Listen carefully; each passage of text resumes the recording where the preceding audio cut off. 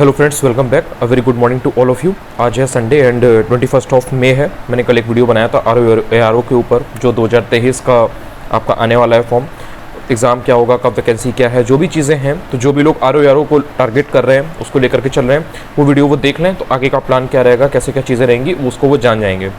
ये वीडियो जो है, इस वीडियो में आर को लेकर के 14 मई 2023 को जो आपका यूपी पीसीएस प्रीलिम्स हुआ है, उसको ध्यान में रखते हुए एनालाइज करने के बाद, ऑब्जर्व करने के बाद, जो भी चीज़ें हैं छोटी बड़ी, उन सब कुछ चीज़ों को देखने के बाद आर के लिए बुक लिस्ट क्या होनी चाहिए, क्या ऐसे सोर्स को हम फॉलो करें कि हमें कम समय में ज़्यादा आउटपुट मिले, रादर देन कि हम किसी भी चीज़ के पीछे भाग रहे हैं। एंड इवन एग्ज़ाम के पहले भी 4 दिन पहले अगर कोई हमें PDF दिख जाती है, कोई टेस्ट सीरीज दिख जाती है, कोई और बुक दिख जाती है जो हमें बता देता है कोई, एंड हम उससे एकदम टेम्पटेशन हो जाती है कि लाओ हम ये भी पढ़ लें, तो वो चीज़ें ना हो, इसलिए एक फिक्स्ड बुक लिस्ट मैं आज यहाँ पे शेयर करूँगा।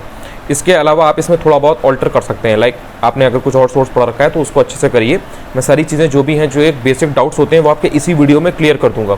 ऑल्दो आपके अगर स्टिल कोई डाउट रह जाते हैं तो आप कमेंट सेक्शन में पूछ सकते हैं, या फिर अगर आपको और भी कोई डाउट्स रहते हैं, बहुत ही जेन्युइन है, तो मैंने जो ईमेल आईडी में दे रखी है anuchaturvedi@gmail.com, आप उस पर भी मुझे मेल कर सकते हैं। सो टू द पॉइंट बात करते हैं कि अब हम कौन से ऐसे सोर्सेज हैं, किस में पढ़ें, क्या करें। देखिए, सबसे पहले एक चीज़ को समझिए, आर और यूपी पीसीएस का जो प्रीलिम्स है, इन दोनों में मेजर डिफरेंस जो है वो ये है कि आर का पेपर थोड़ा सा डिफरेंट होता है in comparison to UP PCS prelims. आपको सबसे पहले ये समझना पड़ेगा, अगर आप पिछले 10 सालों का, मतलब जब पेपर हुआ है आर का, अगर आप उसको अच्छे से एनालाइज करोगे, ऑब्जर्व करोगे उसमें से चीज़ें, तो आप देखोगे कि पैटर्न डिफरेंट है। यूपी पीसीएस में कुछ चीज़ें सेम हैं, कुछ थीम्स सेम हैं। अगर इंपॉर्टेंट डे है, वो पूछेगा ही पूछेगा 2 क्वेश्चन। इस बार भी 2023 के पेपर में वेटलैंड डे आया था 2 फरवरी, एक क्वेश्चन आया था गरीबी के ऊपर, पॉवर्टी के ऊपर, जो थीम थी वो आया था। तो बेसिकली वो इंपॉर्टेंट दिन हो गया, तो चाहे उसमें थीम पूछ ले या फिर वो किस दिन क्या होता है वो पूछ ले। 2 क्वेश्चन इंपॉर्टेंट डे के ऊपर आते हैं, मालूम है आपको। इस तरह से जो ह्यूमन डेवलपमेंट इंडेक्स है, HDI, इसके ऊपर पूछता आ रहा है, आयोग बहुत पहले से पूछता आ रहा है। मतलब आप खुद, अगर आप एक सिंसियर कैंडिडेट हैं, आपने खुद ऑब्जर्व किया होगा कि लगातार कितनी बार यूपी पीसीएस ने ये चीज़ रिपीट की है। बट आर में इस तरह से नहीं होता है, उसमें कुछ सर्टेन टॉपिक्स हैं वो उसको रिपीट करता है, बट यूपी पीसीएस में कुछ अलग चीज़ें हैं। तो ये जो पैटर्न है, ये जो डिफरेंस है, अगर आप इसको पकड़ना सीख जाते हो तो आपके लिए बहुत ईजी होगा कि आपको आर के लिए किस तरह से टारगेट करना है और यूपी पीसीएस को किस तरह से अप्रोच करना है। सो इन सब चीज़ों को ध्यान में रखते हुए मैं ये बुक लिस्ट आपके साथ शेयर करूँगा। फैक्चुअल पेपर आर का ज़्यादा है, इसका पैटर्न डिफरेंट है, इसमें आपको कुछ चीज़ों पर ज़्यादा ध्यान देना पड़ता है। मैंने एक वीडियो पुराना बनाया था सर्दियों के टाइम पे, उसमें मैंने प्रॉपर बताया था कि इसमें इस सेक्शन से इतने क्वेश्चंस आए थे 2021 वाले आर में, एंड आगे इस तरह से इन सेक्शंस पे ज़्यादा प्रायोरिटी रह सकती है आयोग की, और मतलब ये इंपॉर्टेंट सेक्शन है, इस पर आप ज़्यादा ध्यान दीजिए। जैसे कि अगर आप आर की बात करेंगे, उसमें यूपी स्पेशल पहले से ही, मतलब ऐसा नहीं है कि अब यूपी पीसीएस में मेंस में जीएस के 2 पेपर यूपी स्पेशल के कर दिए ऑप्शन हटाने के बाद, तो अब यूपी स्पेशल पर ध्यान दिया जा रहा हो, ऐसा नहीं है। आर में यूपी स्पेशल पे पहले से ही एम्फेसिस रहता था, पहले से ही फोकस रहता था। सबसे मेजर सेक्शन जो है वो आपका करंट अफेयर्स रहता है, 20-21 क्वेश्चन आ जाते हैं। उसके बाद में आपकी यूपी स्पेशल रहता है, इसमें से 19 से 20 क्वेश्चन आ जाते हैं। उसके बाद फिर आपके अदर सेक्शंस आते हैं। यूपी पीसीएस के कंपैरिजन में आर में इन्वायरमेंट एंड पॉलिटी पे उतना जोर आयोग का नहीं रहता है, अभी तक तो नहीं रहा है। 7-8 क्वेश्चन, 9 क्वेश्चन आएंगे, बेसिक आएंगे, लेकिन जो रीजनिंग है वो आपके 11-12 क्वेश्चन आ जाते हैं, इकोनॉमी के आपके 12-13 क्वेश्चन आ जाते हैं। इसके अलावा जो मॉडर्न हिस्ट्री है, ध्यान दीजिएगा, हिस्ट्री में भी 3 तरीके की हिस्ट्री आप पढ़ते हैं, मतलब 3 टाइप आप पढ़ते हैं, एंशिएंट, मिडीवल एंड मॉडर्न, प्राचीन, आधुनिक एंड मध्यकालीन। इसमें भी जो आधुनिक भारत का इतिहास है, मॉडर्न हिस्ट्री, वो ज़्यादा पूछा जाता है, 12 से 13 क्वेश्चन आ जाते हैं। बाकी जो एंशिएंट एंड मिडीवल है उससे 2-3 क्वेश्चन इस टाइप से आते हैं। बाकी ज्योग्राफी एक इंपॉर्टेंट सेक्शन हमेशा से रहा है आर का। तो ये अगर आपको डिफरेंस मालूम है तो कहीं ना कहीं आप उस तरह से उस चीज़ को पढ़ोगे, उस सब्जेक्ट को ज़्यादा ध्यान दोगे, तो आपके लिए एक ईजी रहेगा। अब इसमें जो एक प्लान है, जो आप प्लान करके चलते हो, जो एक टारगेट आप बना के चलते हो, देखो जितने भी सिंसियर कैंडिडेट हैं जिन्होंने पहले दिया है, किया है, उन्हें आइडिया है, एक्सपीरियंस है, अनुभव है, वो आपको ये चीज़ हमेशा बताएंगे कि चाहे यूपी पीसीएस हो, चाहे आर का पेपर हो, आपको 3-4 ऐसे सब्जेक्ट हैं जिन पर ज़्यादा ध्यान देना है। वो कौन से हैं? अगर आपको आर में कंफर्टेबली आगे आना है, जीएस के पेपर में, जीएस में आपको पता है कि 140 क्वेश्चन होते हैं, 140 मार्क्स का होता है, एक नंबर का होता है, नेगेटिव आपको मालूम ही है, बाकी 60 नंबर का हिंदी होता है, उसका किसी नेक्स्ट वीडियो में, अलग वीडियो में बात करेंगे, उसको यहाँ पे मिक्स नहीं करेंगे। अगर आपको आर में कंफर्टेबली आगे आना है तो आपको ये ध्यान देना पड़ेगा कि आपका करंट में क्वेश्चंस गलत ना हो, जो 20-21 क्वेश्चंस आ रहे हैं वो आपके गलत ना हो, बिकॉज वो सबके लिए नया है। जो एक 4 साल पुराना बंदा है, जो 4 साल से तैयारी कर रहा है, जिसने स्टैटिक तैयार कर रखा है, उसके लिए भी नया है, आपके लिए भी नया है, तो वो तो आपको तैयार करना ही करना है। उसमें से जितने भी ईजी क्वेश्चंस हैं वो तो एक भी गलत नहीं होना चाहिए। मतलब ये आपको अपनी कॉपी में नोट कर लेना है कि करंट अफेयर्स का एक भी ईजी क्वेश्चन मेरे को गलत नहीं करना है। अगर आप वो गलत करते हो तो आपके चांसेस हैं कि आप बाहर हो जाओगे इससे। दूसरी चीज़ आपको ध्यान रखनी है, ROE के पेपर में यूपी स्पेशल को आपको तगड़ा तैयार करके जाना है, बहुत अच्छे से तैयार करके जाना है। मतलब उसमें आप कहीं पर भी ये नहीं कर सकते कि आपने नॉर्मली पढ़ लिया, हल्का फुल्का वन लाइनर पढ़ लिया या बस PYQ लगा लिए। आपको डिटेल्ड पढ़ना पड़ेगा। हिस्ट्री क्या है यूपी की, ज्योग्राफी क्या है, पॉलिटिकल स्ट्रक्चर क्या है, एडमिनिस्ट्रेशन किस तरह से होता है, यहाँ पे नहरें कौन सी हैं, झील कौन सी हैं, यहाँ पे डैम्स अगर हैं तो कौन से हैं, यहाँ पर मेले कौन से लगते हैं। इस तरीके की जितनी भी चीज़ें छोटे छोटे प्रॉपर आपके पास नोट्स होने चाहिए एंड आपने उसको ढंग से पढ़ा हो। आपको एक एक चीज़ पता होनी चाहिए कि यहाँ पर क्या है, यहाँ पर क्या है। यूपी की जो सेंसस है आपको अच्छे से आनी चाहिए। सेंसस में सिर्फ वो इंडिया वाली जो सेंसस है 2011 की वही नहीं पूछेगा, यूपी का डेटा आपसे पूछ लेगा कि सबसे ज़्यादा लिटरेसी कहाँ है, सबसे ज़्यादा अर्बनाइजेशन जो है वो कहाँ पर हो रहा है, सबसे ज़्यादा जो डेंसिटी है, पॉपुलेशन डेंसिटी वो कहाँ पर है, गाजियाबाद है या और कोई है। एरिया के मामले में यानी कि क्षेत्रफल वाइज कौन सा डिस्ट्रिक्ट सबसे बड़ा है, किसी मंडल के बारे में पूछ लेगा कि इस मंडल में ये आता है कि नहीं आता है। सो आपको यूपी स्पेशल डिटेल्ड वे में पढ़ना है। बाकी रीजनिंग आपको पता ही है कि उसके 11, 12, 13 क्वेश्चन आ जाते हैं, तो वो आपको साइड में पढ़ना ही पड़ेगा। Economy in comparison to UP special ROE में थोड़ा एम्फेसिस रहता है, थोड़ा यहाँ पे अच्छे क्वेश्चन पूछे जाते हैं एंड ज़्यादा भी पूछे जाते हैं। पॉलिटी 7-8 क्वेश्चन ही आते हैं, लेकिन पॉलिटी को आप हल्के में नहीं ले सकते। ऐसा नहीं है कि कम क्वेश्चन आते हैं तो आप उसको कम पढ़ के जाओ। वो ऐसे क्वेश्चंस हैं जो लगभग हर बंदा सही करता है। आर्टिकल्स, सिंपल से आर्टिकल्स आएंगे, या पार्ट्स के बारे में पूछ लेगा, या कॉन्स्टिट्यूशनल अमेंडमेंट्स के बारे में पूछ लेगा। अमेंडमेंट भी कुछ पर्टिकुलर है वही पूछेगा, इंपॉर्टेंट केसेस हैं वो पूछ लेगा। उसमें भी ऐसा नहीं है सारे पूछ ले, वही पर्टिकुलर मिनर्वा मिल्स होगा, या केशवानंद भारती का केस होगा, या गोलकनाथ का केस होगा, या फिर शंकरी प्रसाद का केस होगा, वही केसेस में पूछेगा। क्रोनोलॉजी अगर पूछता है पॉलिटी से तो वही जो मेन इवेंट्स है उन्हीं से पूछेगा। जो इंपॉर्टेंट एक्ट्स हैं हिस्ट्री के, मॉडर्न हिस्ट्री के, आपने देखा है, या उसको आप अर्ली पॉलिटिकल सिस्टम में भी मान सकते हो, जो कॉन्स्टिट्यूशनल डेवलपमेंट था, आपका संवैधानिक विकास था, उस समय के जो एक्ट्स वगैरह हैं, तो वो सब जो पर्टिकुलर हैं जिनसे पूछता आ रहा है उन्हीं के आसपास पूछेगा, लेकिन थोड़ा डेप्थ में पूछेगा।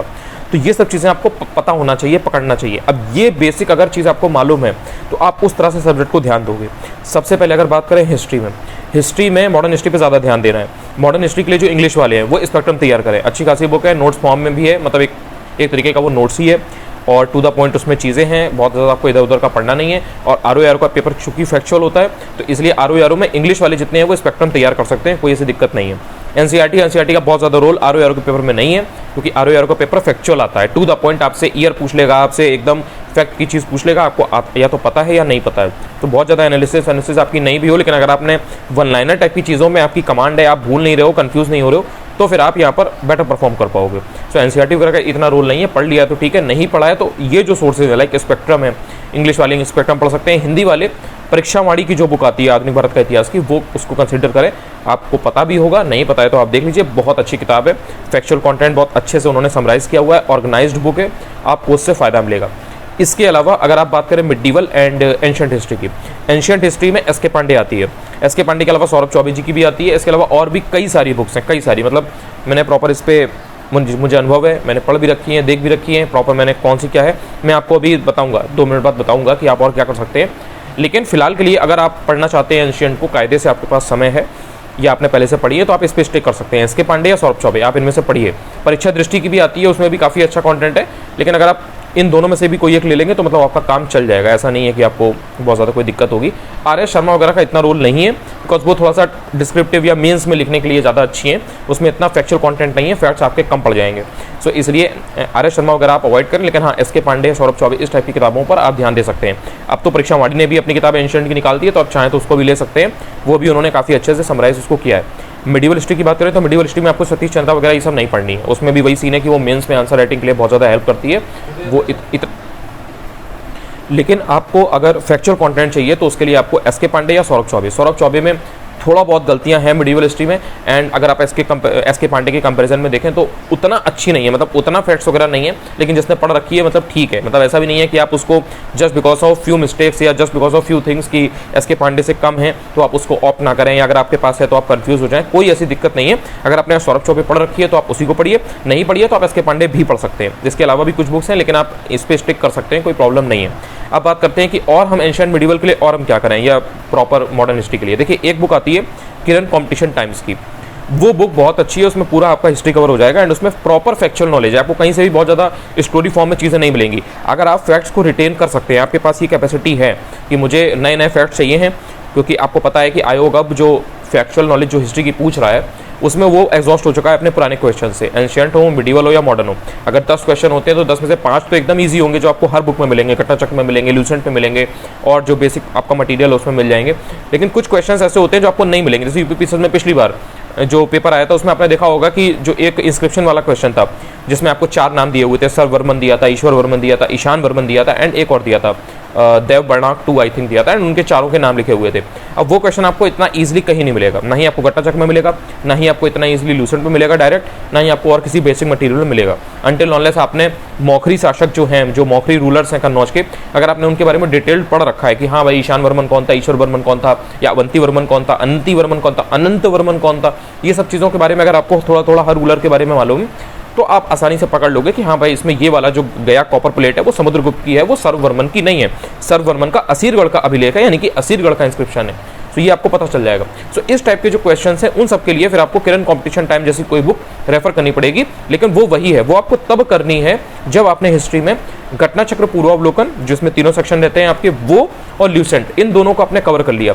उसके बाद में आपको फिर मॉडर्न में आपने ये जो स्पेक्ट्रम है इसको आप जैसे कवर करो, या जैसे अगर पहले स्पेक्ट्रम कर रहे हो तो मतलब साथ में ल्यूसेंट और घटना चक्र, ये हिस्ट्री की अपरिहार्य हैं, नेसेसरी है। मतलब ये नेसेसिटी है आज के एग्जाम की कि अगर आप हिस्ट्री का पेपर अटेम्प्ट कर रहे हो, मतलब हिस्ट्री का सेक्शन अटेम्प्ट कर रहे हो, चाहे वो आरवीआरओ का पेपर हो, चाहे वो यूपीपीएससी का पेपर हो, ल्यूसेंट में जितना दिया हुआ है हिस्ट्री का एंड जितना घटना चक्र में दिया है उतना तो आपको आना ही आना चाहिए, बिकॉज उतना हर इंसान को आता है, वो सोर्स हर इंसान पढ़ रहा है। और उसमें से कोई अगर क्वेश्चन अगर उठाया गया है, मतलब उसमें अगर दिया हुआ है और आप गलत करते हो तो आप बाकियों से सीधे सीधे डायरेक्टली नीचे जा रहे हो, तो वो गलत करना आप अफोर्ड अब नहीं कर सकते। पोस्ट आती है कम, कट ऑफ जाने के चांसेस होते हैं ज़्यादा, और इतना सबको मालूम है कि घटना चक्र पढ़नी है, ल्यूसेंट पढ़नी है, हर इंसान पढ़ के जा रहा है, बहुत से लोग को रटी हुई है। वो एग्जाम के 10 दिन पहले भी उठाएंगे तो पूरी ल्यूसेंट उनको क्लियर हो जाती है कि हाँ भाई इसमें ये फैक्ट है। सो ल्यूसेंट और घटना चक्र आपको करनी है। उसके बाद में एंशिएंट, मिडिवल और मॉडर्न के लिए ये स्पेक्ट्रम, एसके पांडे, सौरभ चौबे, ये सब बुक्स आप कर सकते हो। इसके अलावा किरण कॉम्पिटिशन टाइम की जो किताब है वो आप रेफर कर सकते हो। उससे भी अगर आपको एक लेवल ऊपर जाना है, जैसे किरण कॉम्पिटिशन टाइम थोड़ा सा पुरानी हो गई है, अगर आपको उससे भी एक लेवल ऊपर जाना है तो एक बुक आती है आर्य कॉम्पिटिशन टाइम्स की, आर्या कॉम्पिटिशन टाइम्स की, वो किरण कॉम्पिटिशन की भी एक लेवल ऊपर है। उसमें फैक्ट्स आपका कोई नहीं छूटेगा, मतलब हिस्ट्री का कोई ऐसा फैक्ट नहीं है जो आयोग के एग्जाम में कभी पूछा जा सकता है एंड वो आपका उसमें नहीं है। बट वही किताब है कि आप उसको, वही बात है कि अगर आप उसको पढ़ सको, उसके जो फैक्ट्स हैं उनको आप रिटेन कर सको, तभी पढ़ो। आपने ले तो लिया फिर आप कंफ्यूज हो गए तो कोई मतलब नहीं है। जिसकी इतनी कैपेसिटी है, जो इसका एक बेस है कि उसको ल्यूसेंट में आता है, चीज़ें जितनी दी हैं उसको घट्टाचक्र की सारी चीज़ें आती हैं, उसके बाद अगर उसे करना है तो सिर्फ और सिर्फ वो एक कोई किताब पकड़ ले, चाहे वो किरण पकड़ ले, चाहे फिर वो आर्या कॉम्पिटिशन टाइम्स ही पकड़ ले, या फिर एक बुक ज्ञानचंद यादव की आती है वो भी आप कर सकते हो, या इस तरीके से और भी एक दो किताब है। लेकिन वही है कि बहुत ज़्यादा भागने की जरूरत नहीं है, आप अपने हिसाब से पहले देखो, क्योंकि हिस्ट्री एक इंपॉर्टेंट सेक्शन है। आरओ एआर हो या चाहे यूपी स्पेशल हो, मतलब यूपीपीसीएस हो, आपको ये समझना पड़ेगा कि जो करंट अफेयर्स है, हिस्ट्री है एंड ज्योग्राफी है, ये 3 में आयोग ही अच्छे क्वेश्चन बनाने का प्रयास करता है। देखो साइंस में बहुत ज़्यादा वो टफ नहीं बना सकते, बायोलॉजी वो कॉमन सी बनाएंगे, बिकॉज उनको भी पता है कि अरे भाई हर तरीके का बच्चा एग्जाम दे रहा है, मैथ वाले भी आ रहे हैं, आर्ट्स वाले भी आ रहे हैं, ह्यूमैनिटी वाले, इधर उधर के लोग भी आ रहे हैं, बाकी साइंस के स्टूडेंट तो आ ही रहे हैं, तो वो एकदम से बायो की कोई बहुत ज़्यादा टफ चीज़ नहीं बना देंगे कि हार्ट के बारे में एकदम ऐसी कोई चीज़ बता दी जो एमबीबीएस में पढ़ाई जाती है, तो वो आप सीबीपीएस में कभी नहीं पूछा जाएगा। इसी तरीके से केमिस्ट्री में कोई ऐसी चीज़ नहीं पूछी जाएगी जो एमएससी के केमिस्ट्री के बच्चा जो सॉल्व कर पाए केवल, एंड बेसिक जो इंजीनियरिंग स्टूडेंट हैं या जो नॉर्मल ह्यूमैनिटी के स्टूडेंट है वो ना कर पाए। सो साइंस में कभी भी पेपर बहुत ज़्यादा टफ नहीं बनेगा। एनवायरमेंट में जो चीज़ें इंपॉर्टेंट है वही तो पूछी जाएंगी ना, लाइक क्लाइमेट चेंज इंपॉर्टेंट है, ओजोन इंपॉर्टेंट है, ओजोन लेयर के बारे में क्लाइमेट चेंज इंपॉर्टेंट है, या बायोडाइवर्सिटी बहुत इंपॉर्टेंट है, या जो नेशनल पार्क्स है वो बहुत इंपॉर्टेंट है, जो वाइल्ड लाइफ सेंचुरीज हैं, बर्ड सेंचुरीज हैं, ये सब चीज़ें इंपॉर्टेंट है, वेटलैंड बहुत इंपॉर्टेंट होती हैं, या रामसर साइट्स बहुत इंपॉर्टेंट है। तो जब ये चीज़ें इंपॉर्टेंट है तो इन्हीं के बारे में पूछेगा ना, इससे वो इधर नहीं जाएगा। पॉलिटी में अगर आप बात करो, लोग सोचते हैं कि हर बार वही यार सेम घिसे पिटे आर्टिकल्स आते हैं, वही सेम पार्ट्स पूछ लेता है, कॉन्स्टिट्यूशनल अमेंडमेंट्स पूछ लेता है, वही हर बार का वही है कि 91 वाला मतलब 91 वाला पूछ लेगा, या 89 वाला पूछ लेगा, या फिर आपका वही 69 वाला दिल्ली वाला पूछ लेगा, या फिर आपका घुमा फिरा के वही 42वां और 44वां पूछ लेगा, यही सब घुमा घुमा के पूछता है, या फिर वो गोवा वाला पूछ लेगा। सो पॉइंट आप समझो, जो इंपॉर्टेंट चीज़ है वही तो पूछेगा ना, ऐसा तो नहीं है कि कुछ भी पूछ लेगा। ऐसे तो बहुत सारे कॉन्स्टिट्यूशनल अमेंडमेंट्स हैं, लेकिन वो हर चीज़ नहीं पूछता है। जैसे केसेस हैं, तो केसेस में पॉलिटी में मिनर्वा मिल्स इंपॉर्टेंट है तो उससे पूछता है, गोलकनाथ केस इंपॉर्टेंट है तो उससे पूछता है। ऐसे ही जो केशवानंद भारती का केस है 1973 वो बहुत इंपॉर्टेंट है तो उससे पूछता है। तो ये जिस दिन पकड़ना शुरू कर दोगे उस दिन फिर उसी तरीके से जो कवाड़ की चीज़ें हैं उनको आप तुरंत एलिमिनेट करते जाओगे कि नहीं यार ये नहीं पढ़ना है, ये नहीं पढ़ना है, ये पूछा नहीं जा सकता, इसका कोई मतलब नहीं है पढ़ने का। और ये जिस दिन आप पकड़ना शुरू कर दोगे तो आपका काम बहुत आसान हो जाएगा। तो इसलिए आपको ध्यान रखना है कि हिस्ट्री, ज्योग्राफी और करंट अफेयर्स इस पर आपको एक्स्ट्रा ध्यान देना है, मतलब इसी में आपकी मेहनत लगेगी। साइंस में आपकी मेहनत नहीं लगेगी। साइंस में सिंपली आप जो घटनाचक्र पूर्वावलोकन है उतना कर लो कायदे से, उसमें तीनों सेक्शन दिए रहते हैं, आपका काम बन जाएगा। इसके बाहर मत भागो। अगर उसके बाद भी आपको लगता है कि नहीं आप थोड़ा सा वीक हो या आपको लगता है कि आपको और पढ़ना चाहिए, तो जो ल्यूसेंट की आती है साइंस की बस उतना कर लो, इतना कर लो, साइंस आपका निपट जाएगा। घटनाचक्र अगर बात करें आपकी पर्यावरण की, इकोनॉमी, एनवायरनमेंट की, एनवायरनमेंट में जो घटनाचक्र का कंपाइलेशन आता है वही घटनाचक्र आती है जो, उसको आप पहले अच्छे से कर लो। साथ में अगर आपने कोई बुक पढ़ रखी है तो वो वेल एंड सो गुड, नहीं कर रखा है तो पहले घटनाचक्र कर लो, जो एकदम नया इंसान है उसके लिए ये चीज़ है। और साथ में जब इतना कर लो, घटनाचक्र कर लो, तो साथ में या तो दृष्टि पढ़ लेना या फिर वाणी पढ़ लेना। उससे क्या होगा कि अगर वाणी पढ़ोगे तो आपको फैक्चुअल नॉलेज ज़्यादा मिलेगी। तो आरओ में वाणी इसीलिए बुक्स बहुत ज़्यादा फायदा करती है बिकॉज वो फैक्चुअल है। तो उसमें आपको वाणी अगर पढ़ लोगे तो कोई भी फैक्ट आपका एनवायरनमेंट का छूटेगा नहीं। अगर आपको वाणी नहीं करनी है या आपने पहले से दृष्टि कर रखी है तो वो कर लो। इससे होगा क्या कि जो बड़े बड़े टॉपिक्स हैं लाइक बायोडाइवर्सिटी है, क्लाइमेट चेंज है, ग्रीन हाउस गैसेस का कॉन्सेप्ट है, ग्रीन हाउस का पूरा कॉन्सेप्ट क्या है, ग्रीन हाउस इफेक्ट का, ये सब जो चीज़ें हैं ना आपकी बेसिक इसके कॉन्सेप्ट आपके क्लियर हो जाएंगे दृष्टि की बुक से या वाणी से भी हो जाएंगे, कोई इसमें वो नहीं है। वाणी में आपको फैक्ट ज़्यादा मिल जाएंगे तो आपको कोई फैक्ट नहीं छूटेगा कि बायोडाइवर्सिटी का जो वर्ड है सबसे पहले किसने दिया था, इकोसिस्टम वर्ड सबसे पहले किसने दिया था। इस तरीके की जो बेसिक फैक्चुअल चीज़ें हैं वो सब आपको वाणी में कवर हो जाएंगी। तो इन्वायरमेंट और साइंस का मैंने आपको यही बता दिया कि इसमें बहुत ज़्यादा इशू है नहीं। सेंसस के लिए सेंसस थोड़ा सा अच्छे से पूछा जाता है इसमें आरओ में। सेंसस के लिए परीक्षा वाली की एक पतली वाली आती है, उसको आप अच्छे से पढ़ लीजिए। आयोग अब सेंसस के क्वेश्चंस बना के 5 सालों में एग्जॉस्ट हो चुका है, उसके पास अब इतना क्वेश्चंस नहीं है, इसलिए वो प्रयास करता है कि हम 1-2 क्वेश्चन तो वही पुराने दें लेकिन 1-2 क्वेश्चन नए देता है वो। जैसे आपने इस बार भी देखा होगा यूपीपीएससी 2023 में कि 4 जो नाम दिए हुए थे एंड उसके साथ में उनके कॉन्सेप्ट थे, माल्थस था, हेनरी जॉर्ज था, इस तरीके से 4 आपको नाम दिए हुए थे, थॉमसन था। सो कहने का मतलब ये है कि अब आपको सेंसस पे प्रॉपर ध्यान देना पड़ेगा एंड आपको पता है कि वही लिमिटेड चीज़ें हैं, वही लिमिटेड डेटा है, वही पुराना डेटा चल रहा है अभी तक, तो बेटर है कि उसको अभी से ध्यान दो, अभी से पढ़ लो। मतलब अब ये नहीं होना चाहिए कि अगर पूछ लिया गया कि भाई पॉपुलेशन डेंसिटी पूछ ली गई तो अब आप वहाँ पे मुंह बना रहे हो कि भाई बंगाल का क्या था या केरला का जाता था। पता होना चाहिए कि हाँ भाई सबसे ज़्यादा बिहार का है 1106, उसके बाद में फिर आपका केरला आता है या वेस्ट बंगाल आता है 860 है, या फिर यूपी का कितना है। मतलब इस तरह से बेसिक चीज़ें पता हो, सिक्किम का 32 है या मिजोरम का क्या है, बेसिक जो आपको है वो पता होने चाहिए। तो उससे क्या है कि इतना पुराना डेटा है, फैक्ट अगर 10 बार लिख के पढ़ लोगे तो भूलोगे नहीं और गलत नहीं होगा, बिकॉज अब इतना पुराना डेटा है कि अब लोग वो सही कर रहे हैं, वो फैक्चुअल नॉलेज भी रट लेते हैं, पढ़ लेते हैं। तो आपको वो गलत नहीं करना है, तो परीक्षा वाणी कर लो, उससे आपका काम बन जाएगा। यूपी स्पेशल में अगर बात करें, यूपी स्पेशल को आपको कायदे से पढ़ना है, इसलिए जो पहले तो तथ्यसार जो आती है यूपी स्पेशल की उसको आप अच्छे से पढ़ लो। उसमें आपको जितने भी वन लाइनर्स हैं वो आपके तैयार हो जाएंगे और आपको डिटेल में भी जो चीज़ें हैं वो कुछ पता लग जाएंगी। इसके साथ में अभी तक मार्केट में यूपी स्पेशल को लेकर के केवल एक बुक ऐसी है जो आपको होलिस्टिक अप्रोच देती है, जो आपकी राकेश सरस्वत जी की बुक है TMH वाली, वो अभी तक चल रही है। लेकिन इसके अलावा भी अब एस चांद पब्लिकेशन की तरफ से बुक्स आ रही हैं, नई लॉन्च हो रही है उनकी, उसमें बहुत ही तगड़ा कंटेंट वो लेके आ रहे हैं यूपी स्पेशल के लिए। तो जो भी लोग जिनको भी आगे आरओ के एग्जाम के लिए यूपी स्पेशल पढ़ना है, वो तत्सार अगर उनके पास है, पढ़ा है तो ठीक है, लेकिन साथ में ट्राई करो कि एस चांद की बुक है उसको लेकर के पढ़ लो। उसमें यूपी स्पेशल का कंटेंट काफ़ी टू द पॉइंट ऑर्गेनाइज्ड वे में दिया हुआ है, तो ऐसा नहीं लगेगा कि हम सिर्फ वन लाइनर रट रहे हैं। वो आपका यूपी पीसेस के मेंस में भी काम देगा और आपका आरओ के पेपर में भी आपको काम देगा, बिकॉज भाई है ना कि यूपी स्पेशल में डिटेल पूछता है। आप सिर्फ वन लाइनर फैक्ट रटते रहोगे तो आपके भूलने के चांसेस ज़्यादा हैं। लेकिन आपने जैसे ये एस चांद की बुक है, इसको लेकर के आपने से पढ़ लिया तो होलिस्टिक आपको अप्रोच मिलती है।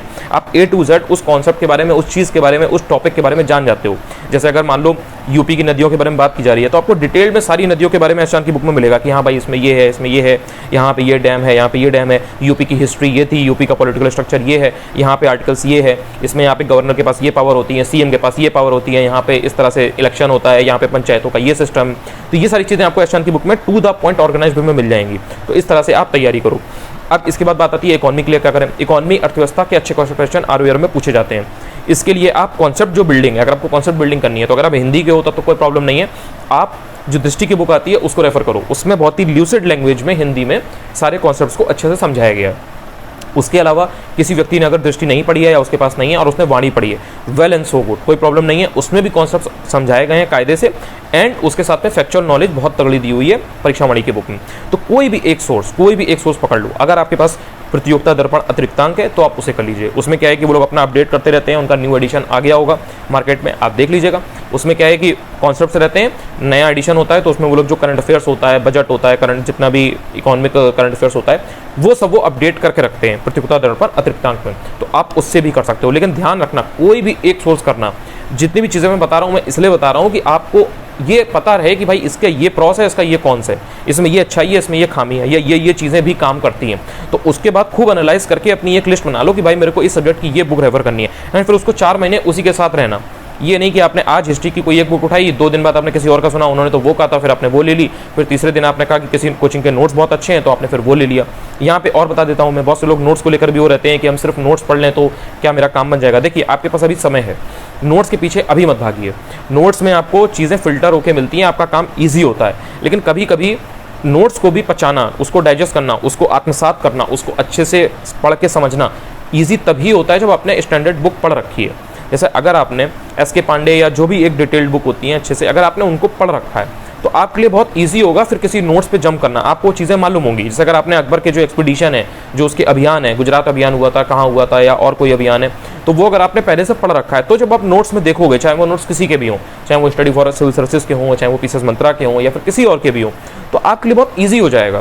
तो इसलिए आपको ये ध्यान रखना है कि आपको डायरेक्ट नोट्स पे जंप नहीं करना है। नोट्स का फिर उसी के लिए होता है कि एग्जाम के 15 दिन पहले, 20 दिन पहले, 1 महीने पहले किसी को ये होता है कि यार भाई हम कैसे पढ़ें, हमने पहले से कुछ नहीं पढ़ा है, तो ये होता है भाई नोट्स ले लो, काम चलाओ, और कोई आपका ऑप्शन नहीं होता है, क्योंकि बुक तो पढ़ नहीं सकते, 300-400 पन्ने की किताब है, देख के ही आपको डिप्रेशन आ जाएगा, एंग्जाइटी हो जाएगी।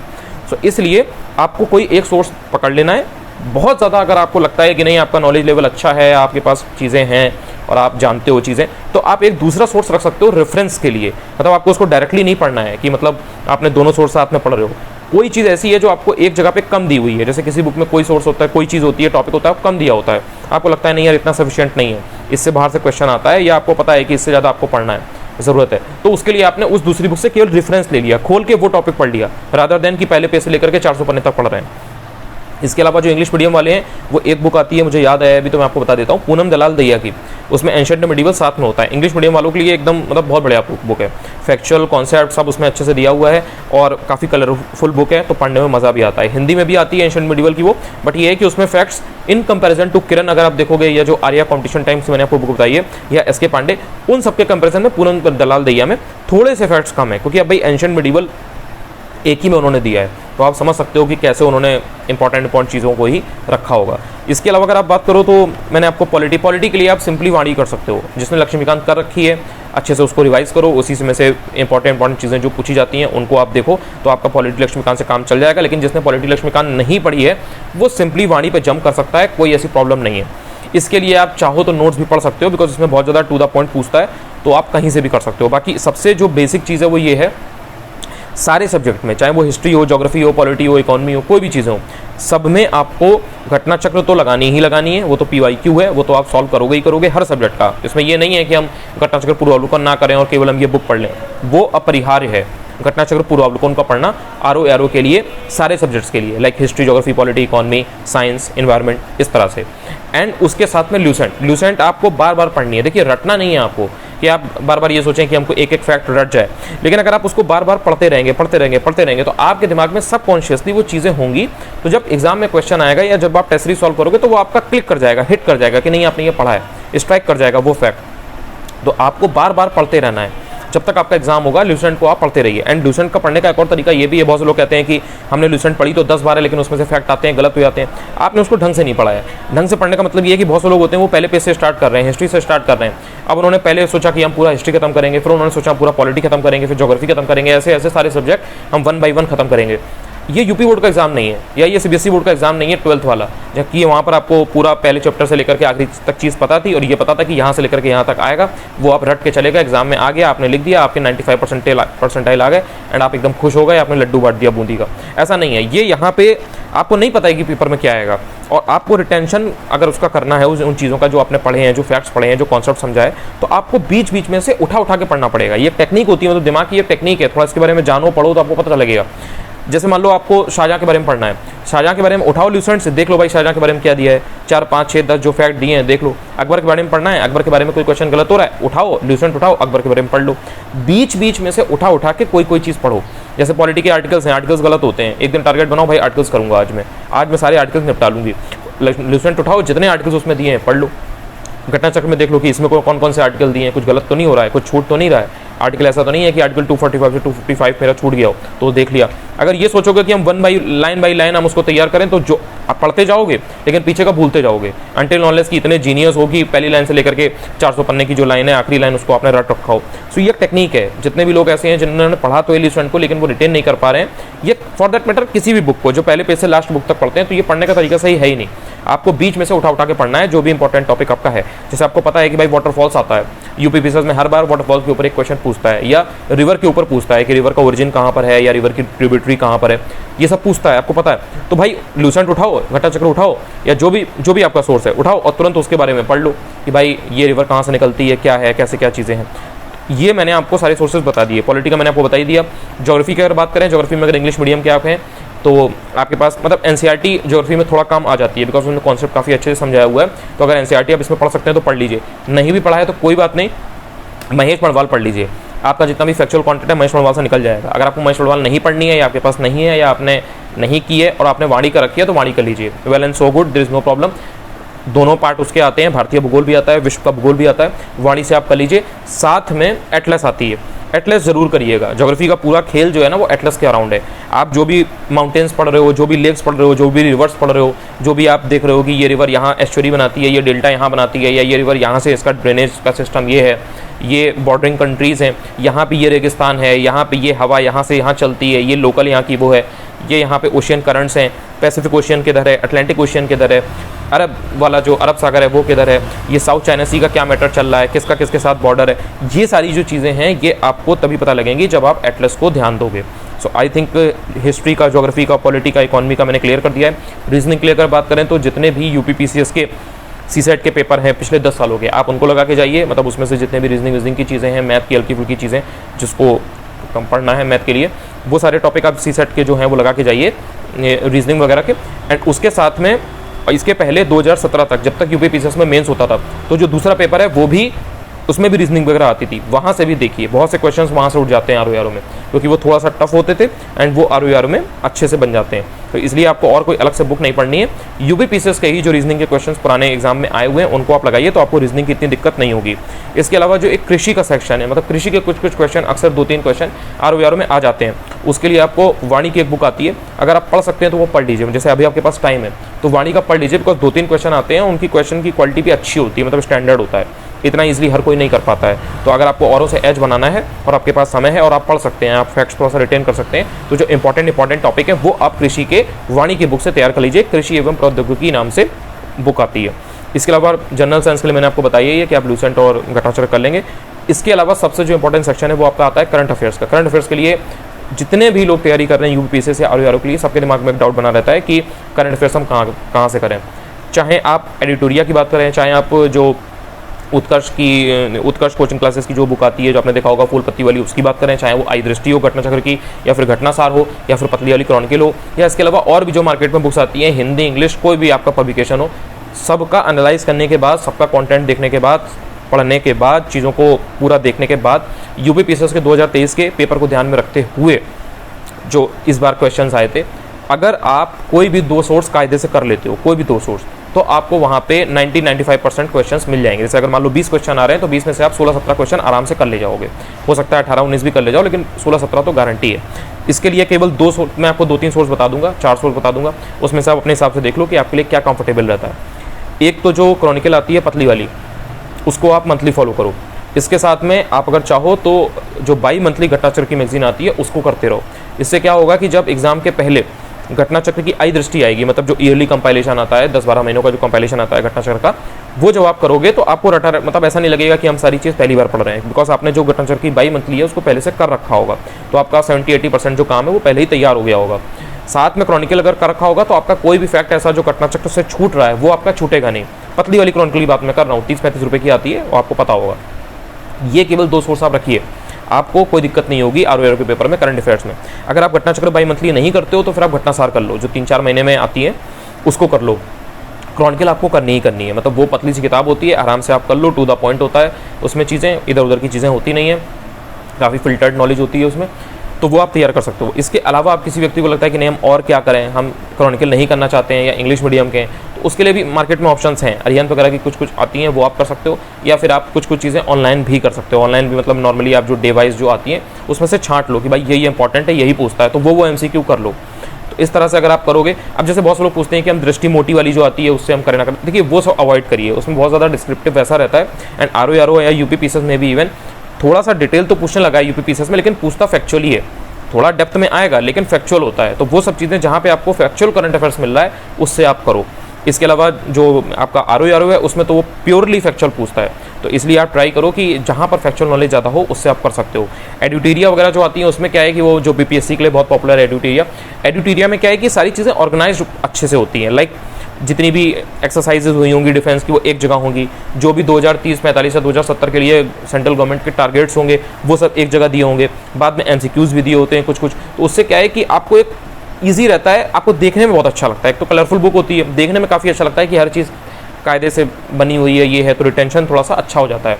बाकी वही है कि क्वेश्चंस आपको सब में से नॉर्मल उतने ही मिलते हैं, कोई ऐसा नहीं है कि बहुत ज़्यादा आपको कहीं से हेल्प मिल जाए, तो बहुत ज़्यादा भटकने की जरूरत नहीं है। बाकी इसके अलावा बहुत से लोग पूछते हैं कि स्टडी फॉर सिविल सर्विसेज का हम करंट अफेयर्स कर लें क्या। देखिए अगर आप उनका जो वीडियो होता है उसमें सब होता है, मतलब A to Z जितनी करंट अफेयर्स की चीज़ें होती हैं वो सारी होती हैं। अगर आप उसको देख के पढ़ के और रिटेन कर ले जाते हो तो ऑब्वियसली आपका काम बन जाएगा, बिकॉज उसमें सब होता है, कुछ छूटता नहीं है। तो या तो आप वो वीडियो देख लो, उसके अलावा उनकी जो PDF आती है या तो आप वो पढ़ लो, उसमें भी वही चीज़ है कि उसमें सब चीज़ होती है, फिल्टर आपको खुद करना पड़ेगा। मतलब जैसे डिफेंस एक्सरसाइज है तो अगर डिफेंस एक्सरसाइज 70 हुई हैं तो 70 की 70 उसमें रहेंगी, सब चीज़ आपको एक जगह मिल जाएगी। अब आप 70 की 70 पढ़ लो तो उसमें से 2 आ जाएंगी। तो आपको ध्यान देना है कि आप कितना कर सकते हो, बाकी उसमें रहता सब है। मतलब ये है कि अगर आपने उतना कर लिया तो आपका उसके बाहर से कुछ नहीं आएगा, इसमें कोई डाउट नहीं है, बिकॉज उसमें सब होता है। जितनी मैगजीन है सबका कंपाइलेशन समझ लो एक जगह आपको उस किताब में मिल जाता है, उनका जो मतलब जो होता है वीडियो या बुक उसमें मिल जाता है। तो कोई भी लेकिन 1-2 सोर्स पकड़ लो एंड उस पर रिलाई करो। ये नहीं कि एग्जाम के पहले फिर आपने अपना सोर्स चेंज कर दिया, क्योंकि फिर आपका क्वेश्चन 1-2 सही भी हो जाएगा दूसरा कोई सोर्स ऑप्ट करने से, लेकिन आपको वो फायदा नहीं मिलेगा जो आपको एक सोर्स के बार बार रिवीजन से मिलता। तो आई थिंक ये जो जितने भी आपके सब्जेक्ट्स थे मोटे मोटे, उनकी जितनी भी बुक लिस्ट या जो भी चीज़ हो सकती थी मैंने वो शेयर कर दिया है। इसके अलावा अगर बात करें कि आपको इसके अलावा और क्या करना है, ल्यूसेंट घटना चक्र मैंने आपको बता ही दिया है। टेस्ट सीरीज़ की अगर बात करें, टेस्ट सीरीज़ ROARO की अगर आप बात करेंगे, एक तो GS वर्ल्ड की आती है, कुछ टेस्ट उनके हो भी गए, आई थिंक 10-11 टेस्ट ROARO के GS वर्ल्ड के हो भी गए, अगर आपको कहीं से मिले तो लगा लीजिए। और इसके अलावा PCS मंत्रा की ROARO की टेस्ट चलती है, टेस्ट सीरीज चलती है, एंड ध्येय IAS की भी चलती है।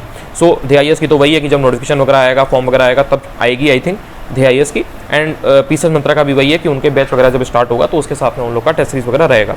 तो टेस्ट सीरीज के लिए ध्येय IAS का सबसे बेस्ट रहता है, मतलब इट्स लाइक कि वो एकदम UP PSC का जो पैटर्न है उसको ध्यान में रख के बनाते हैं। तो उनके क्वेश्चंस अगर आप लगा के जाओगे देखे तो आप हमेशा एक आपको अपर हैंड रहेगा UP PSC के एग्जाम में। तो ध्येय IAS का नो डाउट बहुत अच्छी टेस्ट सीरीज है, तो वो आपके ऊपर डिपेंड करता है कि आप किस तरह लगाते हो, नहीं लगाते हो, या आपको कंफर्टेबल नहीं है। इसके अलावा PCS मंत्रा भी अच्छा है, प्रैक्टिस के लिए आप लगा सकते हो, आपको काफ़ी फायदा होगा। जो एक्सप्लेनेशन वगैरह रहता है, जो क्वेश्चन के नीचे जो सोल्यूशन होता है वो काफ़ी इंपॉर्टेंट होता है PCS मंत्रा का, तो आपको फायदा मिलेगा। बाकी कुछ टेस्ट जो है वो GS वर्ल्ड के बहुत अच्छे होते हैं, जैसे करंट अफेयर्स का टेस्ट अच्छा होता है, ज्योग्राफी के टेस्ट जो होते हैं इंडियन एंड वर्ल्ड ज्योग्राफी के, वो GS वर्ल्ड के काफ़ी अच्छे होते हैं। तो ये जो कुछ सेक्शंस हैं, मॉडर्न हिस्ट्री का भी ठीक होता है GS वर्ल्ड का, ये कुछ सेक्शंस हैं, ये आप GS वर्ल्ड का भी देख सकते हो। तो मिला के अपने हिसाब से देख लो कि भाई हमको किससे फ़ायदा हो रहा है। एंड ये 2-3 चलती हैं, मैंने आपको बता दिया है। इसके अलावा प्रैक्टिस जितना ज़्यादा कर सकते हो MCQ की वो करो, बिकॉज ये फैक्चुअल एग्जाम है। यहाँ पे आपको 4 ऑप्शन एकदम क्लोज दिए जाएंगे, 1973, 74, 75, 76 इस टाइप से ऑप्शन एकदम क्लोज होंगे। अगर आपकी फैक्चुअल नॉलेज में क्लैरिटी नहीं है और आपने MCQs की प्रैक्टिस नहीं की है तो आप वहाँ पे फंबल कर जाओगे। यही बेसिकली घुमा के है। इसी को आपको जो भी सोर्सेज हैं सबका एक सोर्स पकड़ लो, रेफरेंस के लिए दूसरा सोर्स पकड़ सकते हो, इस तीसरे सोर्स पे मत जाना। अच्छे से एनालाइज कर लो, सोच लो, देख लो, उसके बाद में एक अपनी बुक लिस्ट बना करके उसी को बार बार 3-4 महीने तक पढ़ो, उसी पे बार बार उसी सोर्स को करो। ये नहीं कि आपने आज एक दिन ये पढ़ा, एक दिन वो पढ़ा, एंड इस तरह से आप करोगे तो फिर आपको दिक्कत होगी। जितने भी लोग नए हैं जिनको भी बाद में ज़रूरत पड़ेगी बुक लिस्ट की या जिन भी चीज़ों की, तो प्लीज़ उन सबसे मेरी ये रिक्वेस्ट है कि पहले आप ये वाला वीडियो देखें। इस वीडियो को देखने के बाद आई डोंट थिंक कि आपको कोई भी प्रॉब्लम या कोई भी डाउट होगा। अगर हो तो आप कमेंट सेक्शन में पूछ सकते हैं। लगातार पढ़ते रहिए एंड गियर अप कर दीजिए। जो भी सोर्सेज हैं इनको अपने हिसाब से बना लीजिए एंड एक स्टेप अप करिए। लगातार पढ़ते रहिए। Bye bye.